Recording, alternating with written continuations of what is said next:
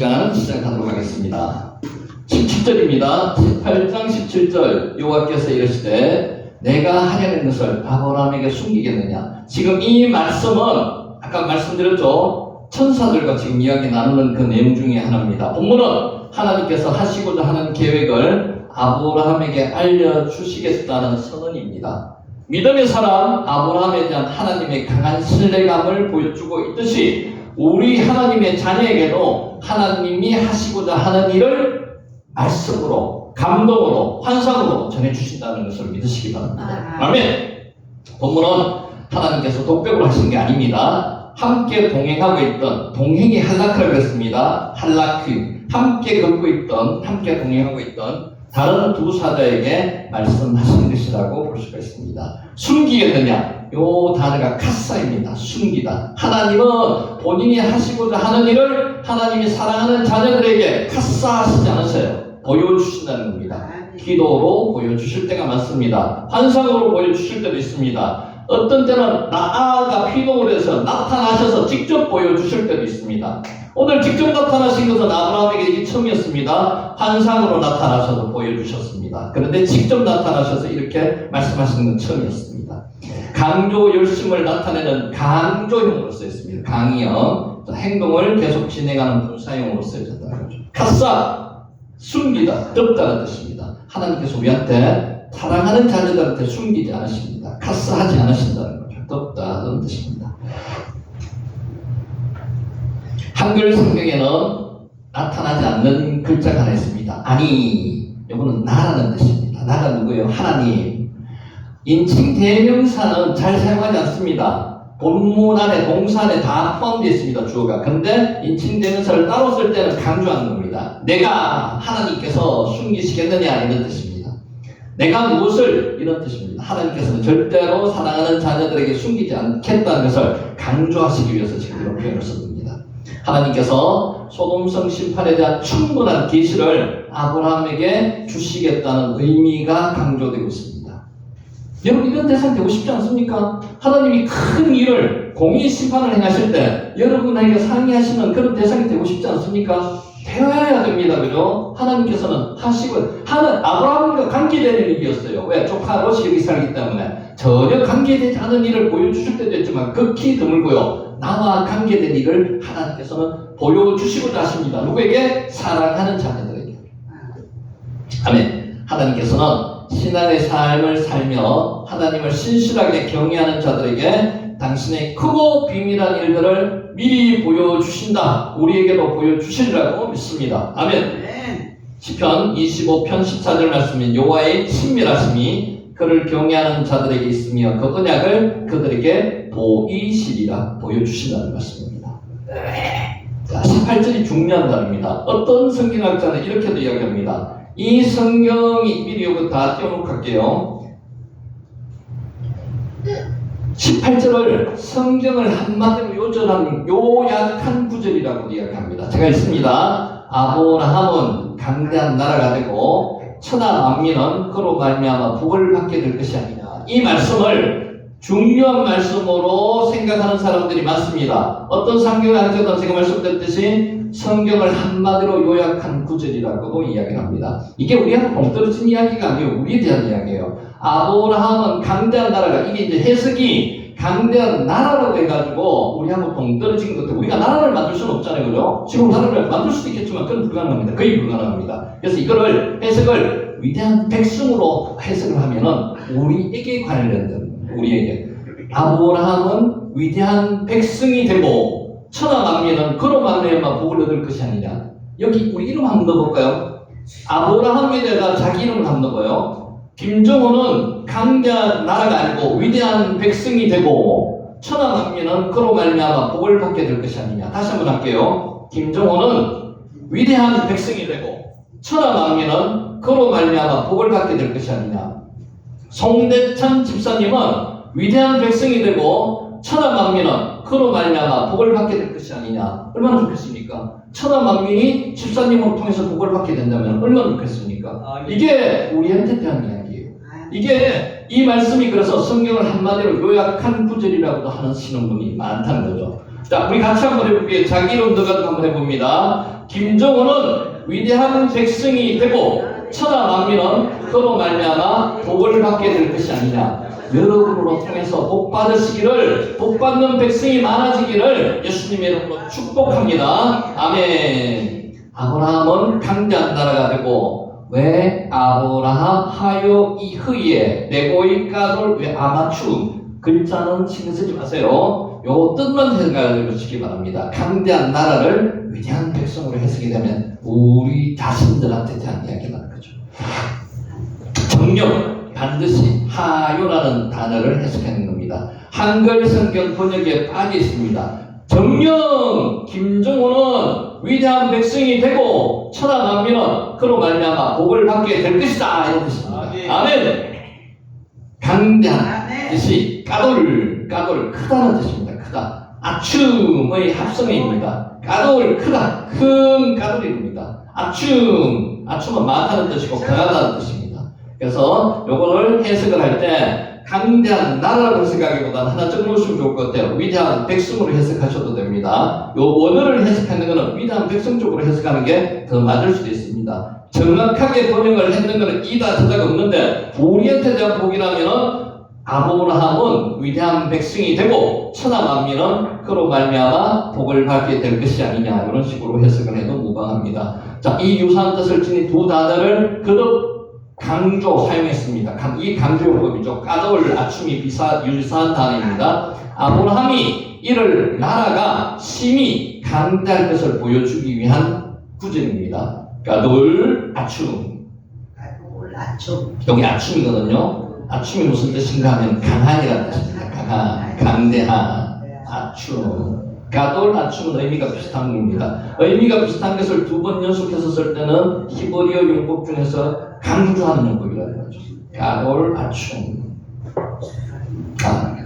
아브라함은 강대한 나라가 되고, 아브라함을 통해서 하늘의 별처럼 그 수요가 엄청나게 많고 힘이 있는 민족을 하나님께서 만들어 주신다고 약속하셨습니다. 그죠? 하나님의 주권적인 의지로 약속하셨는 겁니다. 자, 결국 이 약속은 아브라함의 아들 가운데 이스마엘을 통해서 한 민족을 이루었습니다. 아라비아 족속의 조상이 되게 했고요. 이삭으로 통해서 이스라엘 족속이 민족을 이루었습니다.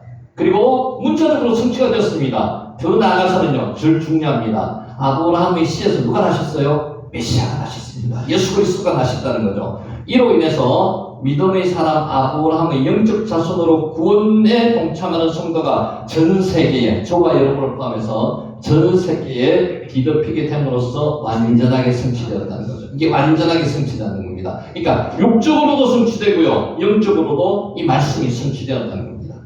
아멘. 18절 제가 다시 한번 읽습니다. 아브라함은 위대한 백성으로 헷갈리게 읽을게요. 위대한 백성이 되고 천하 만민은 그로 말미암아 복을 받게 될 것이 아니냐. 지나가기 전에 우리 같이 이름 들어가는 거 한번 읽어볼게요. 김정은은 위대한 백성이 되고 천하 만민은 그로 말미암아, 나로 말미암아 복을 받게 될 것이 아니냐. 송대천 집사님으로 통해서 위대한 백성이 되고 그 위대한 백성이 된 것을 그로 말미암아, 송대천 집사님으로 말미암아 복을 받게 될 것이다. 아멘. 아멘. 아멘. 18절 아브라함은 강대한 나라가 되고, 논문상이 우리 번역상이 이렇게 됐습니다. 강대한 나라가 되고 천하 만민은 그로 말미암아 복을 받게 될 것이 아니냐. 자, 본문은 아브라함을 통해서 이 땅에 복이 주어진다는 의미로 해석할 수 있습니다. 우리 이름을 넣었으면 우리로 통해서 권사님, 나권사님을 통해서 복을 세계 많은 민족들이 받게 된다는 것입니다. 아멘. 아멘. 예상이 되시기 바랍니다. 하나님께서 말씀하셨는 대로 선포하세요. 됩니다. 아멘. 아멘. 더 나아가서는 하나님께서 아브라함의 혈통을 통하여 태어날 그의 후손 메시아로 인해서 온 지구상의 백성에게 미칠 구원의 축복을 재차 확인시켜주는 말로 이해해야 된다는 것입니다. 여기서 그를 인하여, 아브라함을 인하여, 그 안에서 이런 뜻이기도 합니다. 이 표현은 아브라함 그 자신뿐만 아니라 아브라함의 혈통을 타고 태어날 그리스도, 예수 그리스도께서 인간의 죄 문제를 근본적으로 해결하시는 구원의 주님이 되실 거라는 것으로도 해석할 수가 있습니다. 우리 후손으로 통해서 복을 받게 될 것이라는 것도 해석할 수가 있습니다. 아멘. 김춘자 권사님을 통해서 마차나 만민은 복을 받게 될 것이 아니냐. 아멘. 아멘. 아멘. 아멘 한 대로 이루어지기를 아멘. 믿습니다. 아멘. 천하 만민은 복을 받을 것입니다. 복을 받게 될 것이 아니냐. 복을 받을 것이 복을 받을 것입니다. 아멘.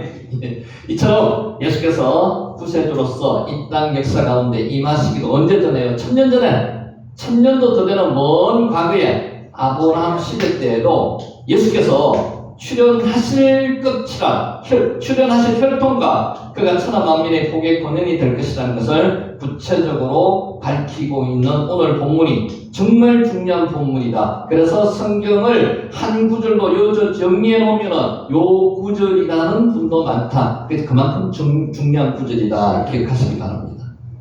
신약은 물론 구약의 주인공도 누구예요? 주인공 누굽니까? 성경의 주인공은 예수님이십니다. 예수님은 중심으로 구속 역사가 진행되고 있을 것임을 명백히 보여주고 있는 사실입니다. 자, 구속사에서 주인공이신 예수님께서는 성경에 예언되어 있는 바와 같이 마지막 날에 다시 오셔서 재림하셔서 사탄의 세력을 완전히 멸하시고 택하신 자를 구원하심으로써 구속사를 완성시키시는 줄을 여러분 믿으시기 바랍니다. 아멘. 또 중요한 절이 하나 남습니다. 19절입니다. 19절. 18절이 중요하고 14절, 18절, 19절 중요합니다. 19절 중요합니다. 제가 한번 읽어볼게요. 같이 한번 읽어볼게요. 내가 그로 그 자식과 건속에게 명하여 여호와의 도를 지켜 의와 공도를 행하게 하려고 그를 택하였나니 이는 나 여호와가 아브라함에게 대하여 말한 일을 이루려 함이니라. 옆에다가 제가 이렇게 적어놨습니다.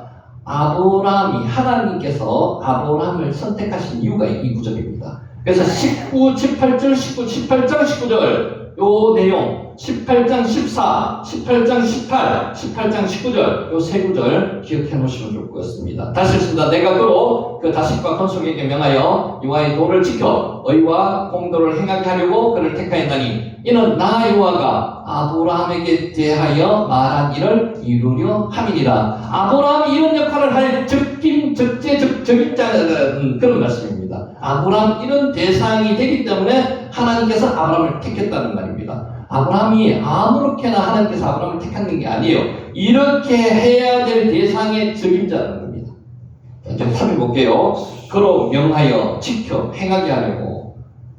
그로 제가 한번 읽어볼게요. 너무 신경 쓰지 마세요. 레 마안 아쉐르의 차웨 왜 사메루 라아소트. 본문은 하나님께서 아브라함을 인격적으로 아시고 택하신 목적이 나와 있습니다.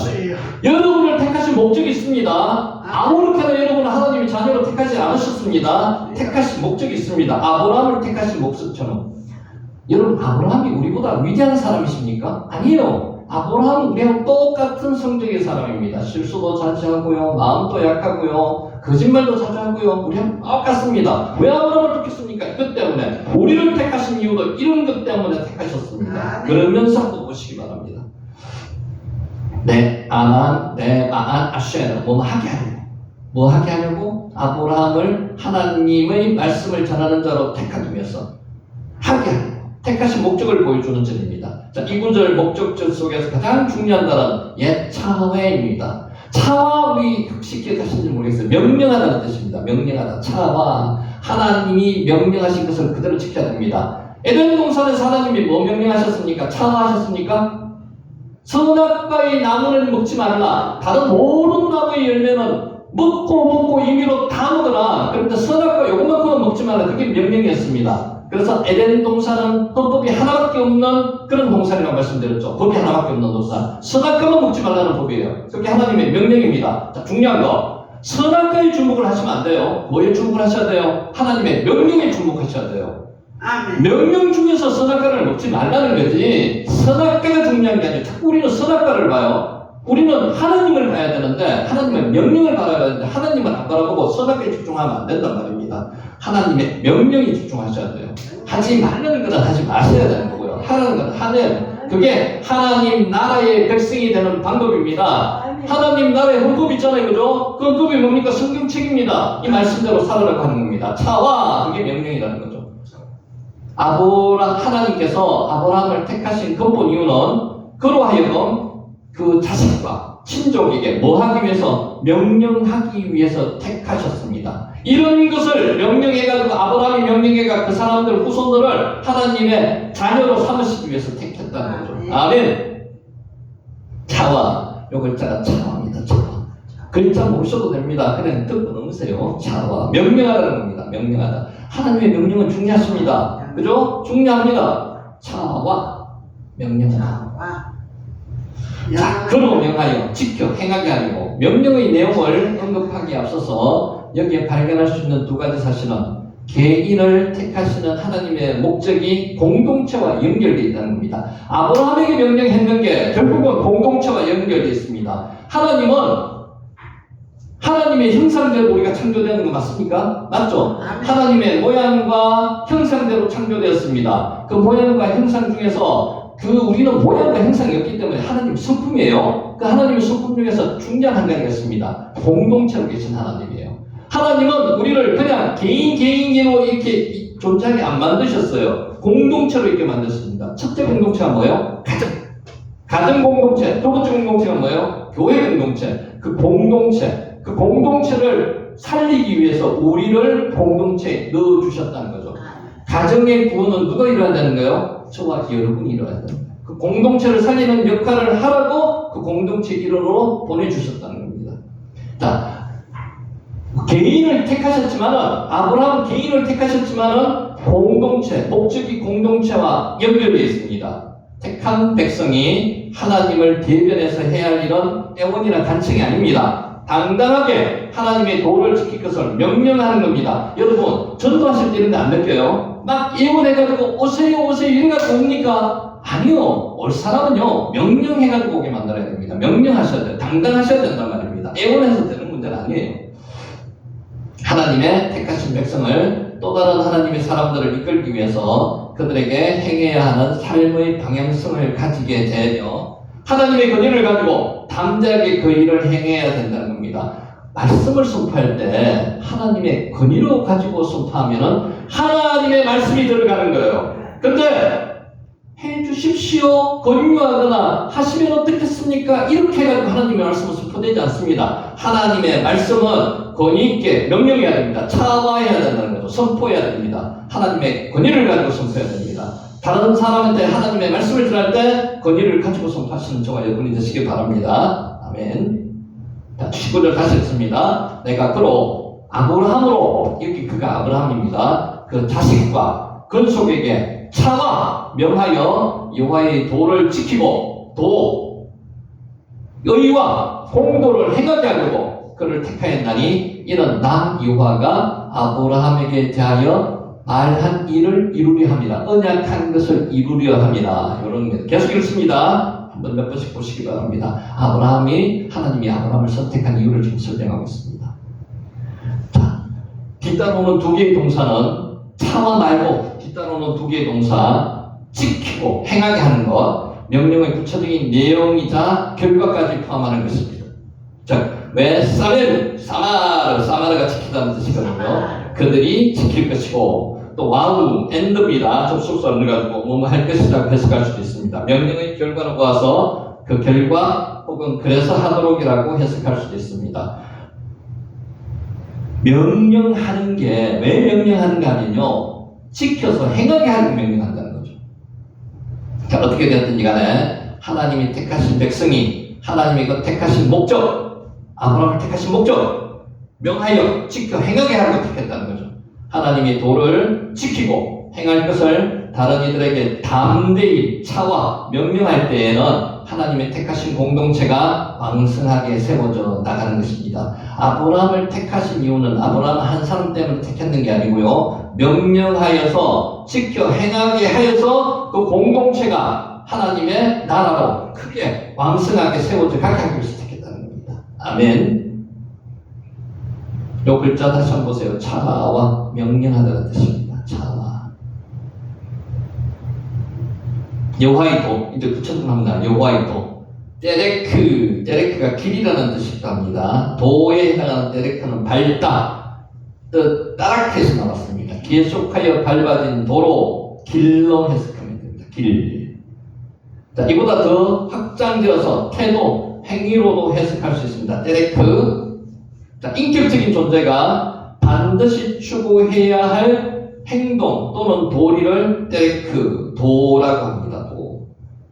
복잡하면 패스하세요. 성경 말씀 19절의 중심 유의하시기 바랍니다. 자, 본문에서 말하는 여호와의 도, 데레크, 여호와 이렇게 기록했습니다. 하나님께서 원하시는 바 사람이 반드시 행해야 할 하나님의 명령으로서 구약시대는 법률, 계명, 율례와 정거였습니다. 신약시대에는 진리로 표현하고 있습니다. 데레크, 하나님의 도를 지켜 여호와 데레크 길입니다. 자, 19절 다시 읽습니다.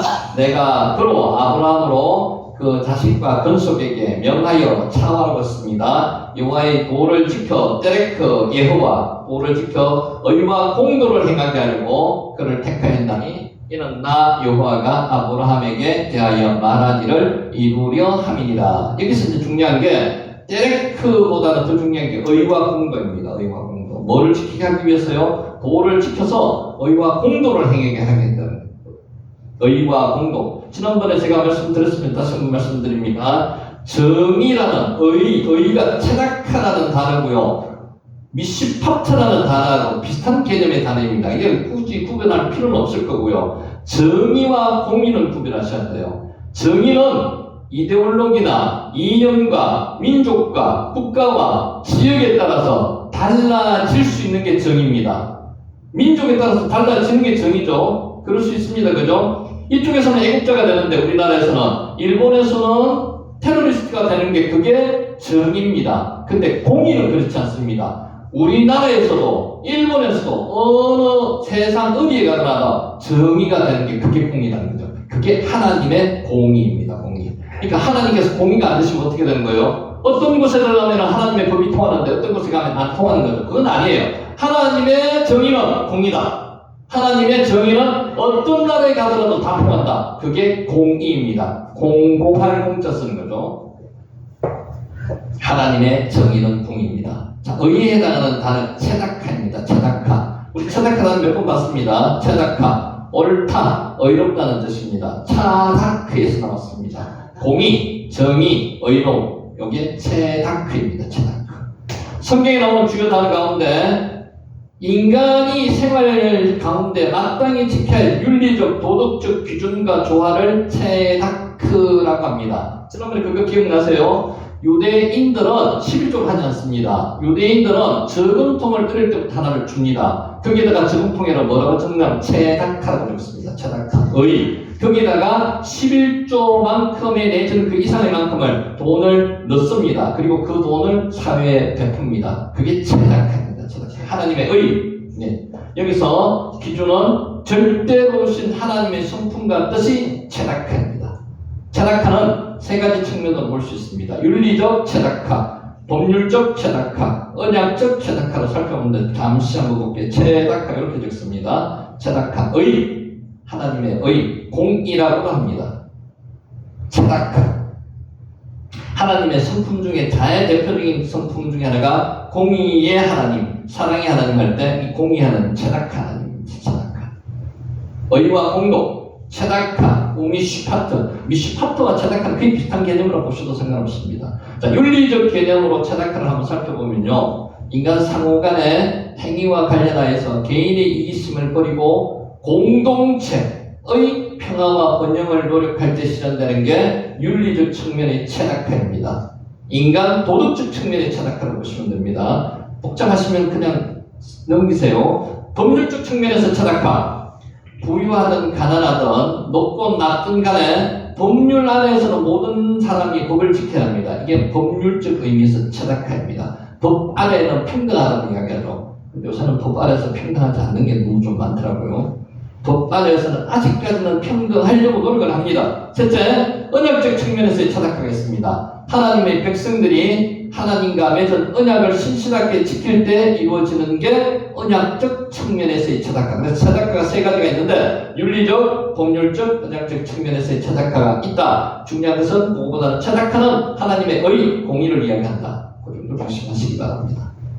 자, 의와 공도, 차닥하에 대해서 이야기했고요. 공도에 대해서 이야기합니다. 공도. 요게 공도, 아까 이야기했던 정의와 공도에 대해서 설명을 했습니다. 조금 복잡한데, 복잡하신 분은 조금 이렇게 패스도 됩니다. 미시파트가 공도입니다. 심판하다는 뜻에서 왔습니다. 다스리다. 샤파트가 심판하다는 뜻이거든요. 판단, 재판, 요게 미시파트입니다.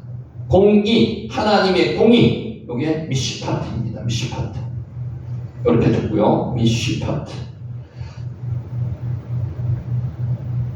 다이처럼 미시파트는 하나님의 속성 가운데 하나입니다. 본문에서는 하나님의 절대 공의로우신 속성에 근거해서 인간이 마땅히 행해야 할 바른 판단과 다스림이라는 의미로 공의를 사용했습니다. 미시파트, 체다카에 비슷한 개념이 미시파트라고 보시면 됩니다. 자, 의와 공도. 인간이 하나님 앞에서 반드시 행하여야 할 하나님의 명령으로서 하나님의 피조물이며 하나님의 자녀된 인간이 반드시 지켜야 할 의무가 의와 공도입니다. 그러니까 공도, 하나님 앞에서의 정의는 모든 것이 공의입니다. 하나님의 정의는 공의다.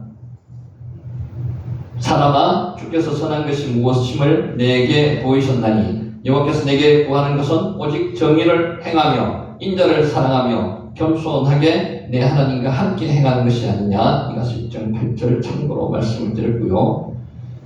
자, 조금 내용이 어렵지만은 그냥 한번 들어보시면 도움이 되고, 왜 이렇게 구체적으로 말씀드리는가 하면 식구들이 그만큼 중요하기 때문에 그렇습니다. 식구들이 아브라함을 하나님께서 선택하신 이유, 영적 아브라함을 우리를 하나님께서 선택하신 이유이기도 합니다.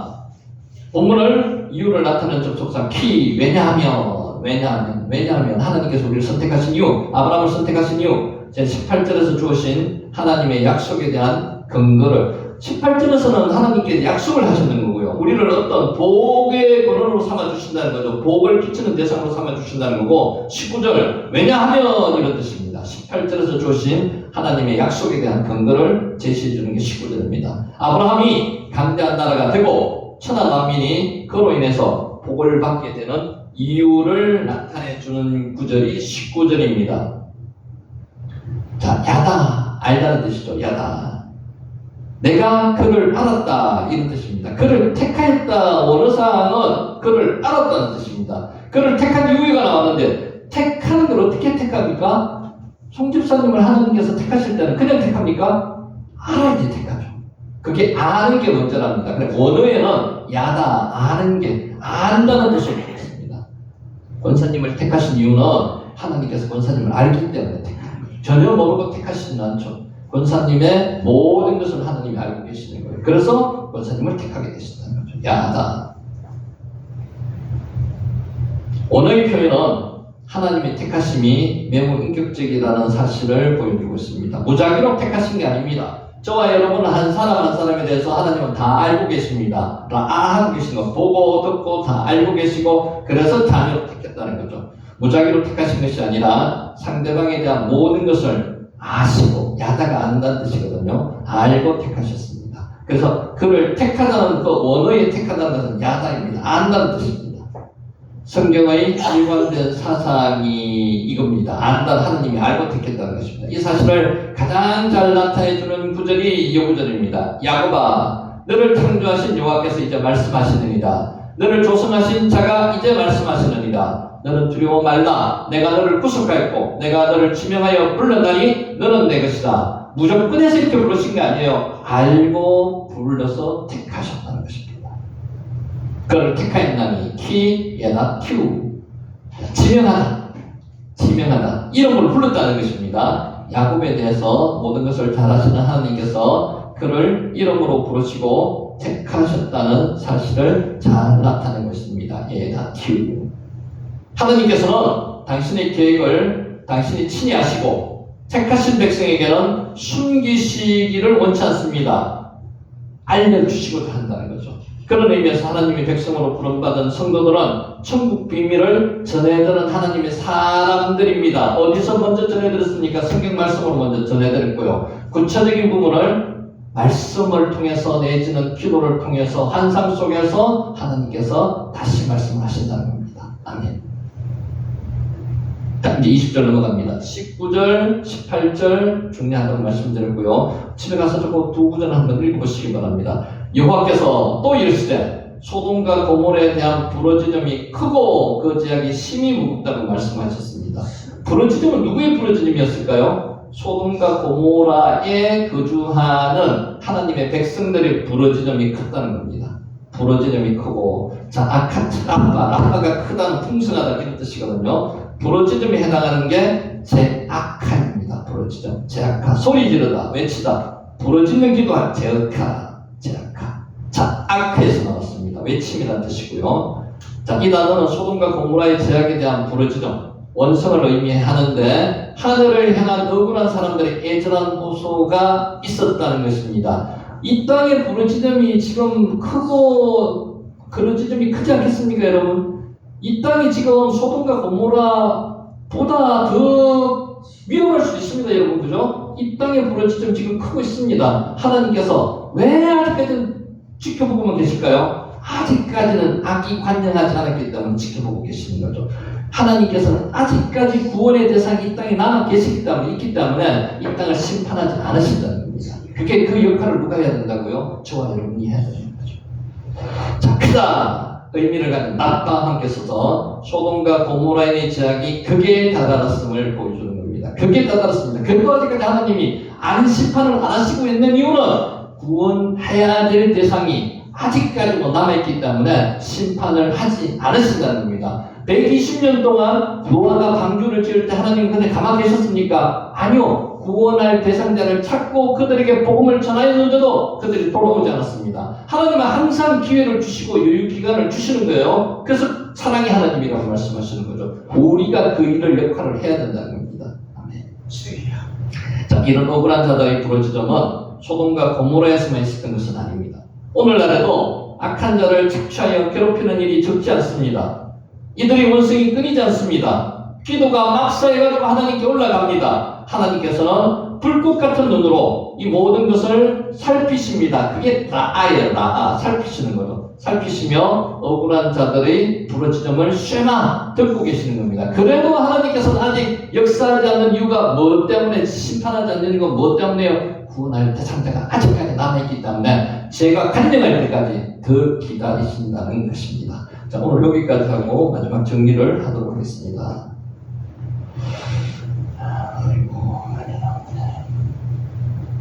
오늘 조금 복잡한 내용인데 요거는 18절 19절은 한번 읽으면서 번역본을 한번 삼아보시기 바랍니다.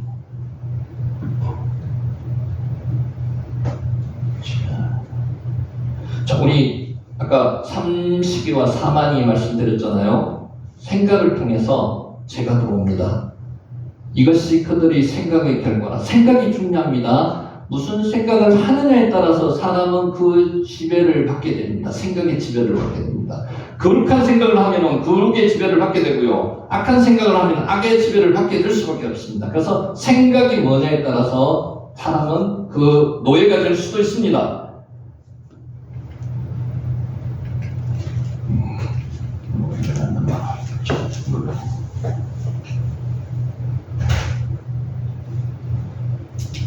됐네. 요 글자가 됐네요. 세하라고 있습니다. 생각, 뜻 이런 뜻입니다. 생각, 뜻. 자, 중국 북성의 정치가 사마강 이름 들어보셨죠? 사마강이 소년이었을 때 있었던 일입니다. 여러분 같으면 어떻게 할지 한번 생각해 보세요. 어린아이가 하나가 물이 가득 찬 아주 크다란 항아리에 빠졌습니다. 항아리에 물이 크다란 항아리에 사람이 빠져가 죽기 일보 직전입니다. 여러분 어떻게 하시겠어요? 항아리가 아까워요. 자기 항아리도 아닙니다. 보세요. 아이는 호우죽거리며 죽어가고 있습니다. 어떻게 해야 됩니까? 깨야죠. 깨야죠. 근데 그 깨면은 돈이 엄청 비쌉니다. 큰 항아리니까. 함부로 깨지도 못합니다. 근데 전떤 나서는 사람이 없어요. 이를 본 동네 사람들은 아이고 어쩌나 아이가 죽네 큰일이 났네 하면서 발을 동동 굴렀습니다. 저와 여러분도 아마 이 상황이 되면 그러실 거예요. 깰 생각을 못 할 거예요. 이때 소년 사마강이 큰 돌멩이로 항아리 윗부분을 사정없이 내리쳤습니다. 꽝 깨졌겠죠. 애는 살았을 겁니다. 근데 그 항아리는 깨지고 변상해야 될 문제가 생기겠죠. 어느 게 중요합니까? 목숨이 중요하죠. 목숨이. 애가 중요하죠. 근데 보통 그렇게 생각을 잘 못한다는 거죠. 그 상황에 가면은. 자, 항아리가 깨지면서 물이 터져나왔습니다. 동네 사람들이 놀라는 사이에 항아리의 물은 다 빠지고 아이는 살아났습니다. 항아리는 깨졌습니다. 돈은 날아갔습니다. 아이는 살아났습니다. 소년 사마강을 제기한 사람들에게는 남의 항아리는 절대로 깨뜨릴 수 없다는 고정관념이 있었습니다. 어린아이 때는 덜한데 좀 아시는 분일수록 더 그렇습니다. 못 깹니다. 그 돈, 물질. 그래서 문제를 해결할 수 없었습니다. 아이는 해결할 수 있었습니다. 사마강은. 예나 지금이나 사람에게는 고정관념이 있습니다. 똑같습니다. 그죠? 우리가 예수님을 하나님을 믿고 있다선 하더라도 우리 고정관념 속에서 두면서 믿고 있는 수도 있습니다.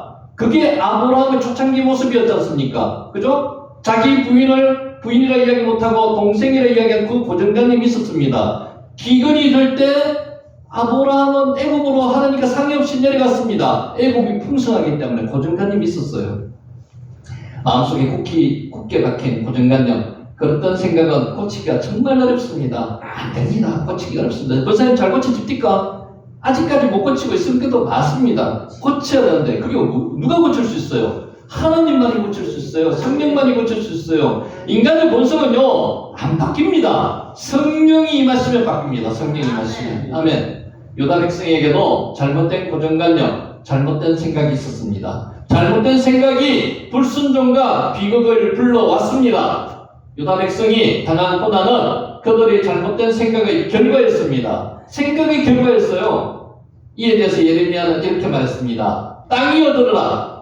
내가 이 백성에게 재앙을 내리니 이것이 그들의 생각의 결과니라. 생각이 뭐라고요? 세하. 뜻 생각. 세하. 그들이 내 말을 듣지 아니하며 내 율법을 거절하였음이니라. 예레미야 6장 19절 말씀입니다. 자, 하나님은 범죄한 유다 백성에게 선지자를 보내주셨습니다. 왜 보내주셨을까요? 들으라고 보내주셨어요. 하나님 말씀을 전하기 위해서 보내주셨습니다. 세하. 그들의 입에서 나오는 말은 위험을 알리는 파수꾼이 나팔 소리였습니다. 너 거기 가면 죽어. 가면 안 돼. 빨리 돌아와. 슈브하라고 보내주셨어요. 슈브 우리 계속 들었잖아요. 그 소리를 듣고 행하면 살 수가 있었습니다. 소리를 들었을까요? 안 들었을까요? 안 들었습니다. 자기 속에는 좋은 대로 지 마음대로 다 했어요. 그러나 유다 백성은 나팔 소리를 듣지 않겠다는 생각을 했습니다. 나팔 소리를 안 듣겠다고요. 마음이 그래 먹었습니다. 그들에게 닥친 재앙은 나팔 소리, 하나님의 말씀을 듣지 않겠다는 잘못된 생각의 결과였습니다. 하나님의 말씀을 들을 때 어떤 생각을 가지고 듣고 계십니까, 여러분들은? 하나님의 말씀이 진리의 말씀입니까? 그런 생각을 나를 살리는 말씀이라고 듣고 계세요? 아니라고 간섭하는 마음으로 그렇게 듣고 있을 수가 있다는 거죠. 그 생각의 결과가 재앙일 수도 있고 축복일 수도 있습니다. 우리가 하루 종일 낮이나 밤이나 생각하지 않는 순간이 없습니다. 지금도 생각합니다. 여러분 지금 제가 하나님의 말씀을 전하는 이 순간에도 여러분은 순간순간에 다른 생각이 잠시 떠오릅니다. 인간은 할 수 없어요. 근데 성령이 역사하시면 하나님의 말씀이 팍팍 들어가시는 거예요. 아멘. 자, 사람은 하루에 몇 가지 5만 가지 생각을 한다고 이야기합니다. 우리 저 이야기합니다. 5만 가지 생각을 다 한다고 그러죠. 그게 절반 맞답니다. 하루에 우리 인간은 5만 가지 생각을 합니다. 5만 가지. 그냥 5만 가지 생각을 한다는 5만 가지. 그런데 이 많은 생각이 우리 지각을 사용해서 하는 생각들이 아닙니다. 우리 지각을 다 사용하는 게 아니고 스쳐 지나가는 생각들이 많다는 거죠. 대부분 스쳐 지나가는 것들입니다. 마귀가 좀 스쳐 지나가는 것들이 굉장히 많습니다. 하나님의 말씀으로 내가 가득 차지 않으면 얘가 쭉 들어오는 거예요. 가루주다처럼. 그렇기 때문에 5만 가지 잡생각을 한다고 말합니다. 5만 가지. 물론 그 가운데 유익한 것도 있지만 그렇지 못한 것들이 더 많습니다. 5만 가지 생각 중에서 유익한 것이 별로 없습니다. 마귀가 뜯어주는 그 생각이 훅 하고 들어가는 경우 거기서 잘 설명할 경우가 많습니다. 생각은 씨앗과 같습니다. 생각을 품고 있으면 행동을 거두게 됩니다. 계속해서 행동을 심으면 습관을 거두게 되고요. 습관을 심으면 성격을 거두고 성격을 심으면 운명을 거둔다고 사회적으로 이야기합니다. 인간 세상에서는 이렇게 이야기합니다. 하나님은 누구나 행복하게 살고 누구나 성공할 수 있기를 원하십니다. 그렇게 우리에게 축복해 주셨어요. 복 주셨습니다. 하나님께서. 근데 인간의 생각이 그렇게 안 따라간다는 거죠. 자신의 운명은 다른 사람이 아니라 자신이 직접 만들고 결정한다는 것입니다. 그러므로 우리는 행복하고 성공하고 승리하는 인생을 살기 위해서 올바른 생각을 하고 잘 선택해야 된다는 거죠. 그러니까 성령에 충만하면요, 마귀가 주는 생각을 물리칠 수 있어요. 마귀가 생각을 내 속에 들어오지 않게 할 수 있어요. 그런 생각을 비울 수 있게 만들어지는 거죠. 그게 안 되면은, 성령이 충만하지 않으면 5만 가지 잡생각 중에서 마귀의 생각이 팍팍팍팍 들어온다는 겁니다. 마귀는 사람을 사로잡으려 할 때 먼저 사람의 생각을 사로잡습니다. 맞습니까? 여러분, 생각을 마귀가 사로잡아요. 그러면 그 생각에 끌려가면, 마귀의 생각에 끌려가면 마귀의 종이 된다는 거죠. 성경에 나오는 악한 사람들, 마귀가 주는 생각 속에 빠지는 사람들이 대부분입니다. 마귀는 사람의 생각을 사로잡기 위해서 생각 속에 자신의 생각을 집어넣습니다. 마귀의 생각을 집어넣습니다. 오늘 시간도 말씀이 선포되지만 마귀의 생각이 쑥 들어갈 수도 있습니다. 뭐에 해야 된다면 성령이 충만하지 않으면 마귀의 생각이 들어간단 말입니다. 그때 생각을 받아들이면 마귀는 그를 사로잡아서 자기 뜻대로 움직입니다. 마귀는 정말로 마귀이고 귀신입니다. 귀신같이 합니다. 하나님의 생각이 조금이라도 빠져나가면 조금이라도 빈틈이 있으면 그 자리에 들어옵니다. 성령이 나가는 것을 귀신같이 귀신이 알아요. 왜 할까요? 귀신이기 때문에 압니다. 근데 우리는 그래서 성령이 충만하지 않으면 마귀의 생각이 5만 가지 생각 중에서 푹 들어옵니다. 들어오면 그 추하가 된다는 거죠. 가룟 유다가 예수님을 판 것은 마귀의 생각에 사로잡힌 결과였습니다. 가룟 유다도 이게 사로잡히고 싶은 마음은 없었을 거예요. 근데 생각이 쑥 들어와요. 왜? 은혜가 떨어졌거든. 성령이 충만하지 못할 때 이 생각이 들어온다는 거예요. 이에 대해서 성경은 말씀하고 있습니다. 마귀가 벌써 시몬의 아들 가룟 유다의 마음에 예수를 팔려는 생각을 넣었더라. 누가 넣었다고요? 마귀가 넣었다고요. 마귀의 생각을 받아들인 가룟 유다는 예수님을 배반하고 홍해에 팔아넘겼고 멸망하고 말았습니다. 마귀의 생각이 들어왔을 때 그게 그 들어왔는 데서 끝나는 게 아니에요. 자기도 멸망하고 남도 멸망시키고 다 멸망시키게 만든다는 겁니다. 여러분, 재앙이 임하자 이렇게 말했습니다. 내가 두려워하는 그것이 내게 임하고 내가 무서워하는 그것이 내 몸에 미쳤구나. 욥기 3장 25절. 항상 두려워하고 있었어요. 이런 생각이 지배당하고 있었다는 거죠. 성령이 충만하지 못했다는 겁니다. 욥은 잔치자마다 자신들이 죄를 지을까 두려워함으로 마귀에게 틈을 보였습니다. 여러분, 마귀에게 틈 보이면요, 마귀는 속절없이 들어옵니다. 분명히 들어옵니다. 틈 보이면 안 돼요. 기도로 쓰면 안 돼요. 싸워야 됩니다. 마귀하고는. 욥은 행복한 순간에도 다가올 불행을 생각하고 연출하고 있었습니다. 욥이 당한 고난은 잘못된 생각이 불러온 비극이었습니다. 이처럼 생각이 중요합니다. 알지만은 이 생각이 중요한 것을 하나님의 성령이 지배함을 받지 못하면 마귀의 생각이 들어온다는 거예요. 그런데 사람들은 생각하기를 싫어합니다. 5만 가지 생각이 그냥 쑥쑥쑥쑥 내버려 둔다는 거죠. 내가 통제 안 해요. 왜? 성령이 내 안에 있던 것을 성령의 통제를 받지 못하게, 성령이 내 안에 통제하지 못하게, 그렇게 성령의 임재를 내가 못하게 한다 이거예요. 생각해야 할 일이 있으면 골치 아프다며 생각하는 일을 회피합니다. 이래서는 안 된다는 거죠. 생각을 회피하면 안 돼요. 생각 없이 사는 것만큼 위험한 것이 없습니다. 정욕적인 생각은요, 내가 손 놓고 있으면 쑥쑥 들어옵니다. 그러면 그게 크고 커져가지고 마귀의 지배에 들어가게 된다는 거죠. 빨리 틀어버려야 돼요. 말씀으로 기도로 빨리 틀어버려야 돼요. 성령으로 나를 채워야 된다는 거죠. 그래서 기도가 필요하고 말씀이 필요하다는 겁니다. 생각이 부족으로 인해서 온갖 어려운 일들이 다가오기 때문입니다. 조금만 더 생각했어도 좋은 결과를 얻을 수 있었습니다. 그러나 생각하지 않아서 실수하거나 손해를 보는 경우가 하나입니다. 중요한 거, 생각에 따라가지고 손 놓고 있으면 안 된다는 거예요. 인생의 행복과 불행, 성공과 실패는 모두 생각에 달려 있습니다. 생각을 주의하셔야 됩니다. 생각을 내가 통제해야 됩니다. 우리를 괴롭히는 열등감, 패배의식은 생각의 문제입니다.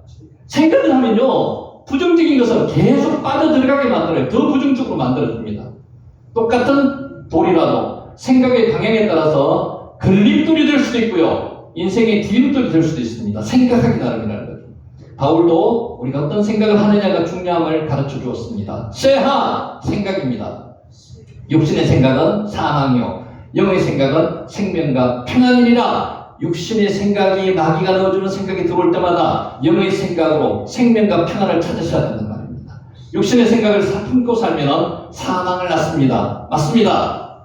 그러나 영의 생각을 품고 살면 생명과 평안을 얻게 됩니다. 아멘. 자, 오늘 여러분의 생각이 여러분을 지배하게 그냥 내버려둬서는 안 된다는 거죠. 말씀으로, 하나님의 성령의 말씀으로 여러분을 주장하게 만드셔야 된다고 오늘 말씀을 하고 계시는 겁니다. 자, 기도드리겠습니다. 하나님 아버지,